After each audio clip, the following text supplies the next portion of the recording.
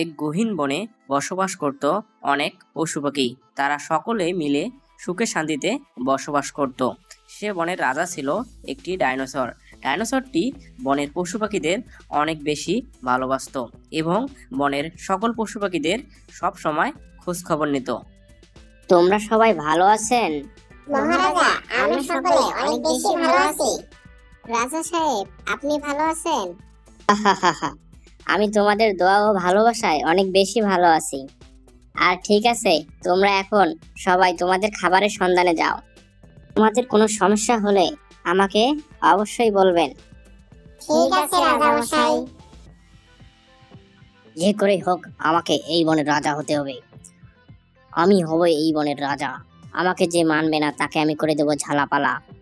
যে করে হোক আমাকে এই বনের রাজা হতেই হবে। কি শিয়াল মশাই, কি খবর তোমার এখন? বাঘ মশাই? হ্যাঁ বাঘ মশাই, আমি আছি ভালো। তোমার কি খবর সেটা বলো। আমি হব এই বনের রাজা। আহাহাহা, কি করে তাড়াতাড়ি এই বনের রাজা হওয়া যায় তুমি আমাকে এই পরামর্শ দাও। মহারাজা জানে তোমার এই কথা। তোমার এই কথা জানলে মহারাজা তোমাকে প্রাণে মেরে ফেলবে। আহাহাহা, তুমি এত ভয় পাচ্ছ কেন? আমাদের এই কথা তুমি আর আমি ছাড়া দ্বিতীয় আর কেউ জানে না। আহাহাহা, আমি হব এই বনের রাজা। আমি এই বনের রাজা হলে আমি এই বনের ক্ষমতা তোমাকে অর্ধেক দিয়ে দেব। আহাহাহা।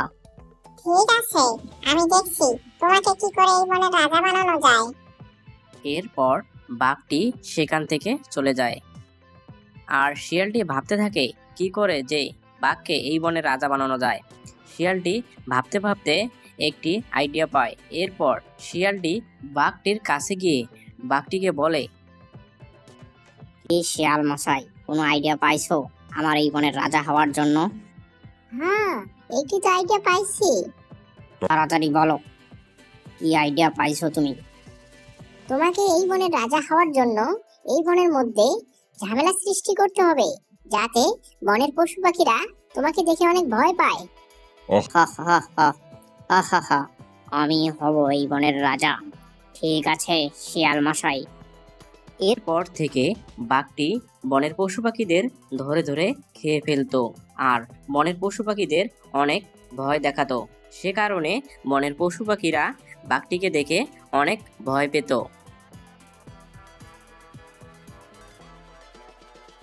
এই যে হরিণ মশাই, আমাকে দেখে ভয় পাইও না, আমি তোমাকে খাবো না। বাঘ মশাই, আপনি কি আমাকে কিছু বলবেন? বলবো তো অবশ্যই, আমি হব এই বনের রাজা। তুমি যদি আমাকে এই বনের রাজা না মানো তাহলে আমি তোমাকে খেয়ে ফেলবো। এরপর হরিণটি বাঘটির কথা শুনে ভয়ে সেখান থেকে পালিয়ে যায় আর বাঘটির কথা হরিণটি রাজামশাইকে বলে। তোমার এত বড় সাহস, তুমি আমার বনের পশু পাখিদের ধরে ধরে খেয়ে ফেলো, আবার ভয় দেখাও। আজ তোমাকে আমি মেরে ফেলবো। আহাহা, তুমি আমাকে মেরে ফেলবে? তোমার এত বড় সাহস? আসো তাহলে।